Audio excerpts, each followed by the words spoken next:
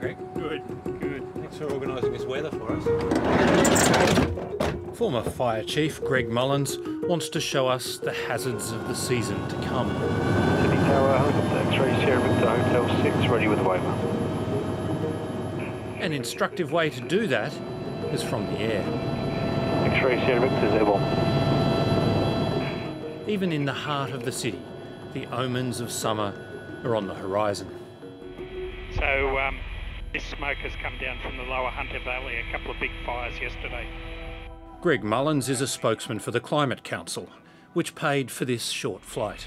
Look, this is what's been happening with climate change. Our windows to do hazard reduction are just getting narrower and narrower because of the drying effect over decades. And then as soon as you get hot temperatures, you're into fire weather, so you just can't burn, it's too dangerous.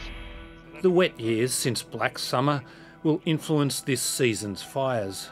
Unfortunately, that wet weather, it stopped a lot of hazard reduction burning because it was too wet to burn. But it's also led to prolific growth, and we just look down below and what I'm seeing is houses butting up right against thick bushland that hasn't been burnt for years, and it really can be a recipe for disaster. This fire, in a steep gully north of Sydney, is under control, but such hot, dry conditions are a problem. I've only seen conditions like this once before, this early in the season. That was Black Summer.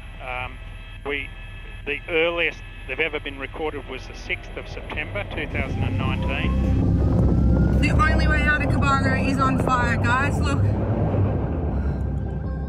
Black Summer ignited the Royal Commission into Natural Disaster Arrangements, which made 80 recommendations, many of them broad and complex, like improving national preparation and cooperation between states and with the federal government. Brendan Moon oversees these changes as head of the National Emergency Management Agency. We're sitting today in the National Situation Room, which now gets almost real-time data feeds from around the states and also from the Bureau of Meteorology. So we have an almost real-time understanding of the threats that are appearing in the Australian landscape. That allows us to better coordinate Commonwealth assistance for those jurisdictions that require it. So essentially for Tennant Creek, they've made a lot of work in the last couple of days. The issue is going to be on Thursday, Friday, where they're encountering a weather change. It was basically a grassland fire that was moving very, very quickly. But we saw the local authorities, we saw support from New South Wales, South Australia, rapidly contain that fire. So we're still dealing with that.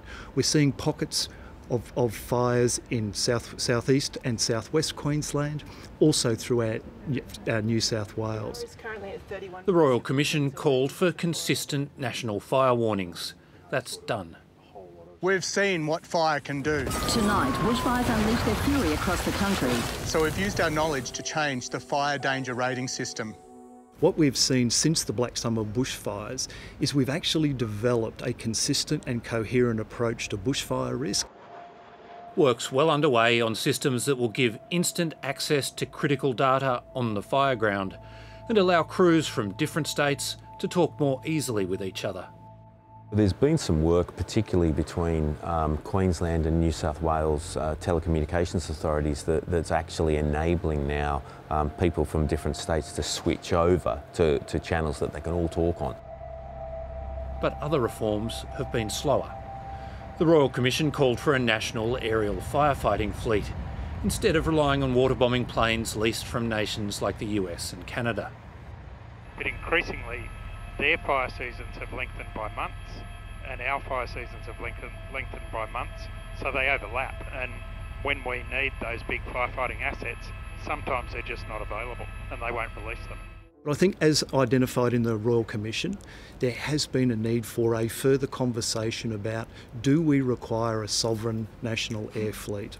Research is already underway now to start to articulate what that actually looks like. A nationally owned fleet, coordinated in Canberra and piloted by Australians, remains elusive. I think that I think we've got a long way to go on that, and you know, New South Wales has certainly invested in that. We own a large air tanker, we own a Chinook helicopter, we own another 6 aircraft also like helicopters. So the government's invested quite heavily in that, but I think what needs to be done also is to look at that from a national perspective as well. How much of a concern is the Blue Mountains this summer? This week, the New South Wales aircraft are moving along the state's coast to deal with blazes hundreds of kilometres apart. If you've already got an air tanker and a Chinook, why is it important to have a national capability? Well, I guess because New South Wales is the only state that has those at this point. So, and whilst we help other states and territories are more than comfortable doing that, I think it's things that, you know, there needs to be capacity elsewhere as well. You won't just be able to get by with just having one air tanker here all the time. There needs to be more capacity in the system. The Royal Commission also called for mandatory consideration of natural disaster risk for new developments. Planners are beginning to take fire and flood risk into account, but rules are inconsistent and piecemeal. We need to really focus on where we live and what we build. So land use planning and building codes, building guidelines, will be an important part of how we mitigate flood risk and fire risk into the future. For homes already at risk of fires, floods and cyclones, much of the risk and responsibility rests with the residents. Would you be buying a house in the Sydney urban bush interface? Well, that's where I live. So yes, and that's why I'm a firefighter, because you've got to do whatever you can, but increasingly the odds are stacked against us as firefighters, because on the worst days you get catastrophic fire weather, and on those days you can't fight fires, you just have to run for cover.